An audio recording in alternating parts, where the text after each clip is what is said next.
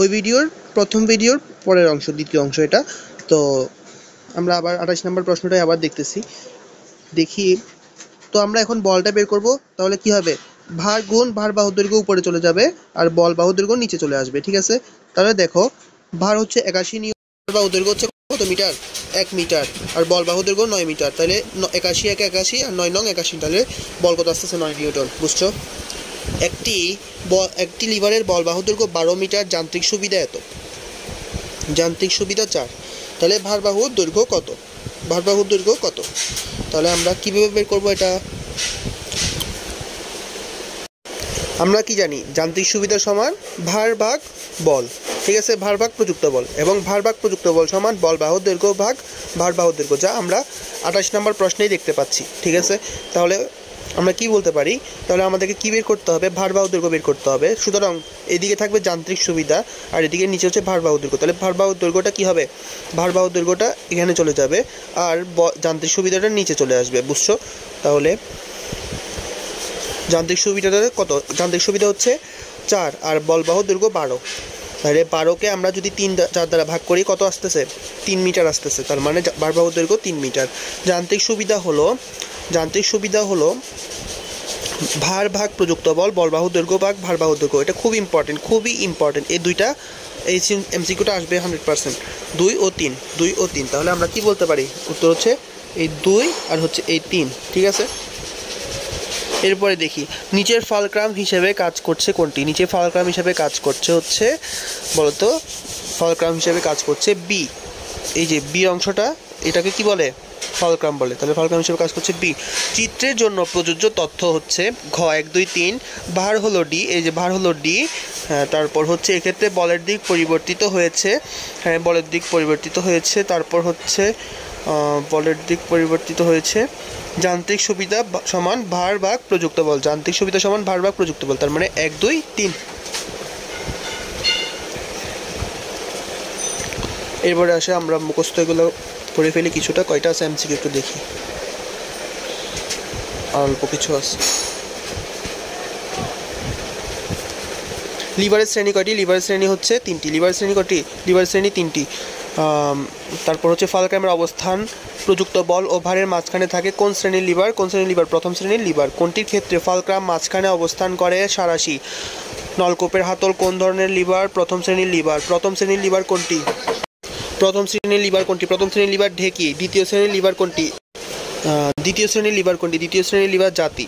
বল মাঝখানে প্রযুক্ত হয় কোনটির ক্ষেত্রে, চিমটার ক্ষেত্রে। ভার ও ফালক্রাম দুই প্রান্তে থেকে কোন শ্রেণীর থাকে, কোন শ্রেণীর লিভারে, তৃতীয় শ্রেণীর লিভারে।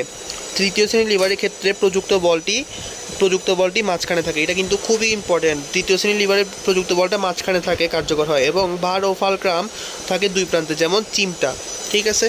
তারপরে তৃতীয় শ্রেণীর লিভার কোনটা, তৃতীয় শ্রেণীর লিভার এই যে উদাহরণে পেয়ে গেলাম চিমটা। তৃতীয় শ্রেণীর লিভার কোনটা, চিমটা। নিচের কোনটি প্রথম শ্রেণীর লিভার, নিচের কোনটি প্রথম শ্রেণীর লিভার, হাতুড়ি এবং সাঁড়াশি হচ্ছে প্রথম শ্রেণীর লিভার, 2 ও 3।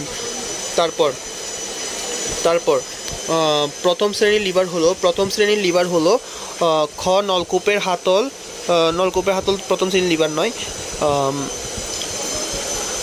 কাঁচি এবং এক চাকার ঠেলাগাড়ি, প্রথম শ্রেণীর লিভার কি, কাঁচি, এক চাকার ঠেলাগাড়ি। কাঁচি এবং এক চাকার ঠেলাগাড়ি নয়।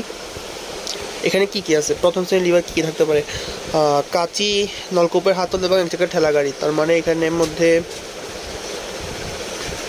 কাঁচি, ঠিক আছে। তারপর হচ্ছে নলকূপের হাতল, নলকূপের হাতলও প্রথম শ্রেণীর লিভারের মধ্যে পড়ে। আনসার হচ্ছে 1 ও 2। দ্বিতীয় শ্রেণীর লিভারে ভার মাঝখানে থাকে, এবং প্রযুক্ত বল ও ফালক্রাম দু প্রান্তে অবস্থান করে। ফালক্রাম প্রযুক্ত বল ভারের মাঝখানে থাকে। আমরা কি জানি, দ্বিতীয় শ্রেণীর লিভারে ভার মাঝখানে থাকে, ঠিক আছে। তারপর হচ্ছে প্রযুক্ত বল ও ফালক্রাম দু প্রান্তে অবস্থান করে। মাঝখানে কি থাকে, মাঝখানে প্রযুক্ত বল ও ফালক্রাম দু প্রান্তে অবস্থান করে, ঠিক আছে। মাঝখানে থাকে হচ্ছে ভার, তাহলে আমরা 1 ও 2 বলতে পারি।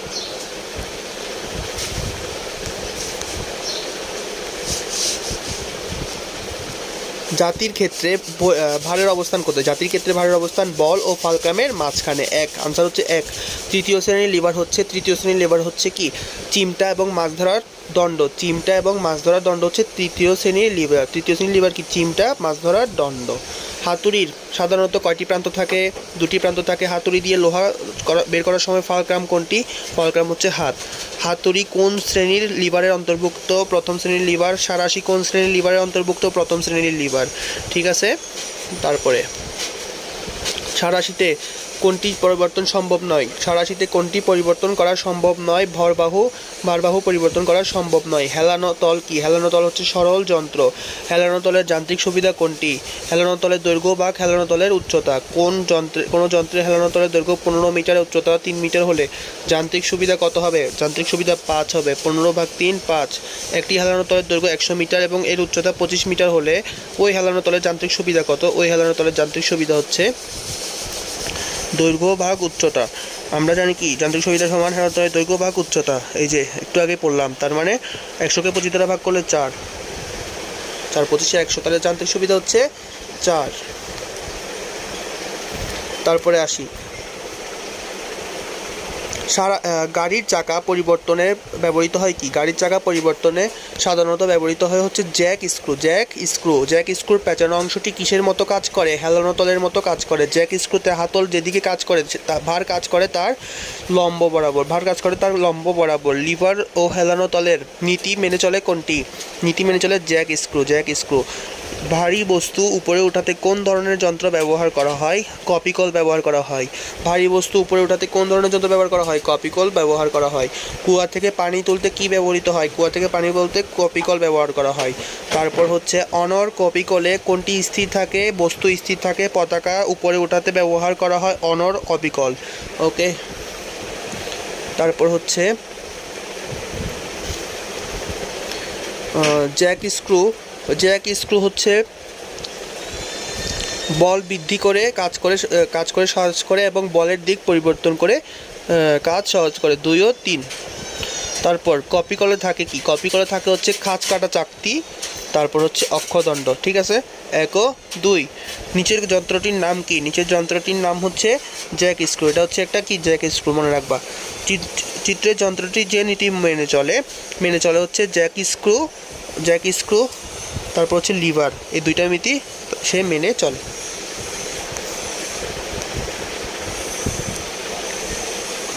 নিচের কোনটি লিভার যন্ত্রের ভিন্ন রূপ?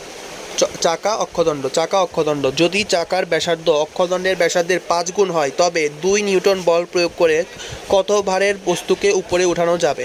সেটা হচ্ছে 10 নিউটন। যদি চাকার ব্যাসার্ধ অক্ষদণ্ডের ব্যাসার্ধের 8 গুণ হয় তবে 2 নিউটন বল প্রয়োগ করতে বস্তুকে উপরে উঠানো যাবে। কত ভরের বস্তুকে উপরে উঠানো যাবে? 8 দুগুণে 16 কিলোগ্রাম। 16 কিলোগ্রাম ভরের বস্তুকে উপরে উঠানো যাবে। 100 নিউটন বল প্রয়োগে 1000 নিউটন তোলা গেলে যান্ত্রিক সুবিধা কত? বল ভার ডিভাইড বাই প্রযুক্ত বল। 1000কে 100 দ্বারা ভাগ করলে কত হয়? 10 হয়। ঠিক আছে।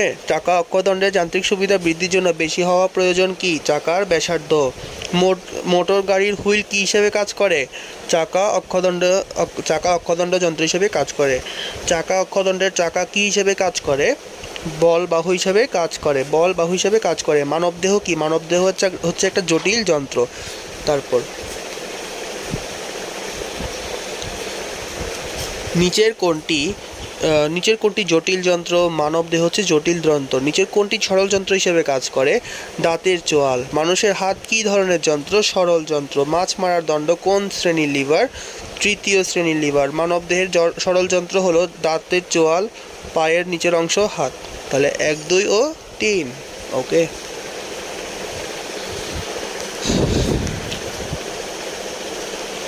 চলো আমরা সংক্ষিপ্ত পড়ি কিছু, দেখি ইম্পর্টেন্ট কি আছে। ইম্পর্টেন্টগুলো আমরা পড়ব।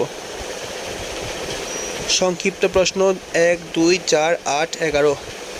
প্রথমে 1 2 4 8 11 পড়ি। কেমন? 1 নম্বরে কি? বল কি? বল হচ্ছে বল কি বলতো? বল হচ্ছে যা কোনো স্থির বস্তুর উপর প্রয়োগ করলে গতিশীল করে অথবা কোনো গতিশীল বস্তুর উপর প্রয়োগ করলে তার গতি, আকার ও আকৃতি পরিবর্তন করে, তাই বল। যেমন একটা ফুটবলকে গতিশীল করার জন্য বল প্রয়োগ করতে হয়। কল চেপে পানি তোলার জন্য সময় বল প্রয়োগ করতে হয়।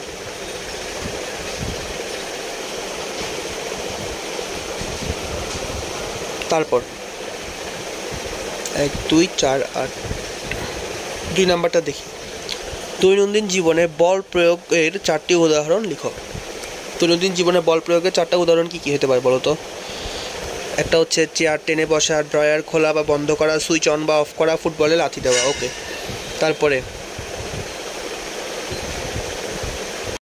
তারপর দেখি বস্তুর উপর বলের প্রভাবের ফলে সৃষ্ট পরিবর্তনগুলো লেখো।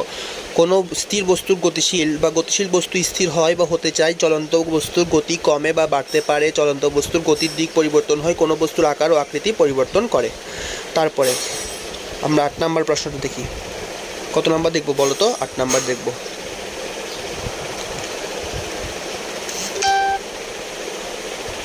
সরল যন্ত্রের ব্যবহারের প্রয়োজনীয়তা ব্যাখ্যা করো।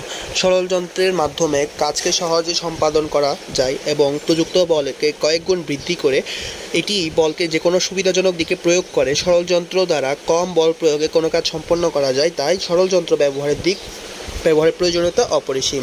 আচ্ছা, আমরা একটা প্রশ্ন দেখি, 7 নাম্বারটা দেখি।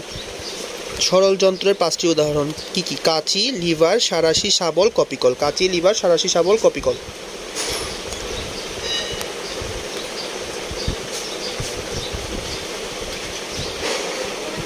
লিভারের যান্ত্রিক সুবিধা ব্যাখ্যা করো। লিভারের যান্ত্রিক সুবিধা কি?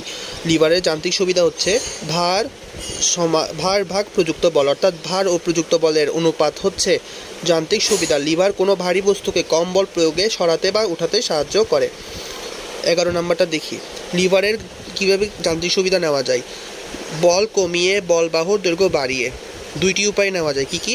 একটা হচ্ছে বল কমিয়ে বলবাহুর দৈর্ঘ্য বাড়িয়ে, অথবা ভার বাড়িয়ে বলবাহুর দৈর্ঘ্য কমিয়ে। প্রথমটা কি? বল কমিয়ে বলবাহুর দৈর্ঘ্য বৃদ্ধি করতে হবে, অন্যদিকে ভার বাড়িয়ে ভারবাহুর দৈর্ঘ্য কমাতে হবে। উল্টা না? এইটাই। তারপর 2 4 8 11।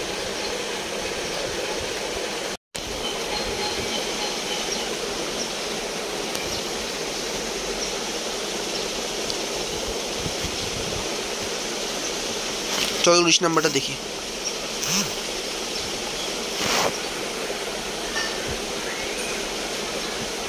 হাতুড়ি কিভাবে লিভার হিসেবে কাজ করে? একটি হাতুড়ি 2টি প্রান্ত থাকে। এক প্রান্ত দিয়ে লোহা ঢোকানো হয় এবং অপর প্রান্ত দিয়ে লোহা বের করা হয়। লোহা বের করার সময় হাতল দিয়ে বল প্রয়োগ করা হয় এবং যেখানে লোহা থাকে তার পাশে ঠেস দিয়ে লোহা উঠানো হয়, যা ফালক্রাম হিসেবে কাজ করে। এটি প্রথম শ্রেণীর একটি লিভারের মতো কাজ করে, কারণ প্রথম শ্রেণীর লিভারে ও ফালক্রামে মাঝখানে এবং 2 প্রান্তে ভার ও বল থাকে। প্রথম শ্রেণীর লিভারে ও ফালক্রাম মাঝখানে থাকে এবং 2 প্রান্তে কি থাকে? ভার ও বল থাকে। ওকে,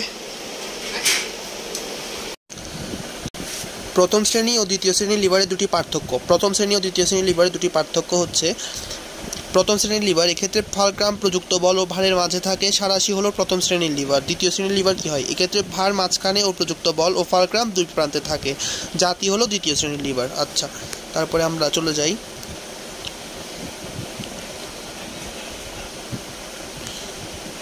21 নাম্বারটা দেখি। ছাদে ওঠার সিঁড়ি খাড়া হয় না কেন? ছাদে ওঠার সিঁড়ি খাড়া না করে হেলানো করা হয়, কারণ এতে সহজে উপরে ওঠা বা উপর থেকে নিচে নামা যায়। হেলানো কোনো সিঁড়ির দৈর্ঘ্য তার উচ্চতা থেকে অনেক বেশি, তাই হেলানো সিঁড়ির উপর দিয়ে যদিও দ্রুত অতিক্রম করতে হয়, কিন্তু বল কম প্রয়োগ করতে হয়, তাই ছাদে ওঠা সিঁড়ি খাড়া হয় না। তারপরে লিভারের নীতিমালা ব্যাখ্যা করো। লিভারের নীতিমালা হচ্ছে বল ইন্টু বলবাহুর দৈর্ঘ্য সমান ভার ইন্টু ভারবাহুর দৈর্ঘ্য। একটি বিল্ডিংয়ের সিঁড়ি কি পরিবর্তন করলে সহজে বা দ্রুত ওঠা যায়? একটি সিঁড়ি হেলানো তলের মতো কাজ করে। হেলানো তলের যান্ত্রিক সুবিধা বৃদ্ধির জন্য হেলানো তলের দৈর্ঘ্য বাড়াতে হবে। বিল্ডিংটার উচ্চতা যত কম হবে তত ওই বিল্ডিং ওঠা সহজ হবে। সিঁড়ির দৈর্ঘ্য বাড়ানোর মাধ্যমে হেলানো তলের দৈর্ঘ্য বাড়ানো যায়, তাই এই বিল্ডিংটার উচ্চতা কমাতে হবে এবং সিঁড়ির দৈর্ঘ্য বাড়াতে হবে।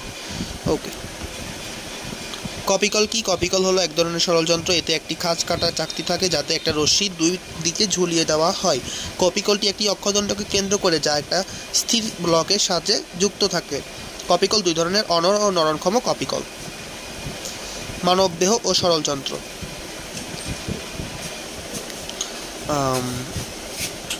27 নম্বরটা দেখি, স্ক্রুড্রাইভারের যান্ত্রিক সুবিধা কীভাবে বাড়ানো যায়। স্ক্রুড্রাইভার চাকা অক্ষযন্ত্রের মতো কাজ করে। চাকা অক্ষযন্ত্রের চাকার ব্যাসার্ধ যত বেশি হয় তত বেশি যান্ত্রিক সুবিধা পাওয়া যায়। তাই স্ক্রুড্রাইভার হাতলের ব্যাসার্ধ যত হবে বা যত মোটা হবে তত বেশি যান্ত্রিক সুবিধা পাওয়া যাবে।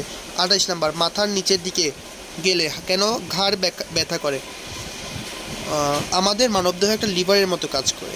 মাথা যখন নিচের দিকে তাকায় তখন ঘাড় ফালক্রাম হিসেবে কাজ করে এবং সমস্ত শরীরের ভার হিসেবে কাজ করে, কিন্তু বেশিক্ষণ মাথা নিচের দিকে থাকলে তা ভারসাম্য হারায়, তাই আমাদের ঘাড় ব্যথা করে। হাতের কনুই ভাঁজ হওয়ার ঘটনা কি লিভারের অনুরূপ। হাতের মানবদেহ একটি জটিল যন্ত্র। আমাদের হাতের কনুই লিভারের নীতি অনুসারে কাজ করে। হাতের কনুই যখন ভাঁজ করা হয় তখন বাহুতে বাইসেপস দেখা যায়। হাতের দুই কনুই লিভারের হিসেবে কাজ করে, বিধায় আমরা সহজে হাত ভাঁজ করে কাজ করতে পারি। তাই বলা যায় হাতের কনুই ভাঁজ হওয়ার ঘটনা লিভারের অনুরূপ। এরপর আমরা সৃজনশীল পড়ব।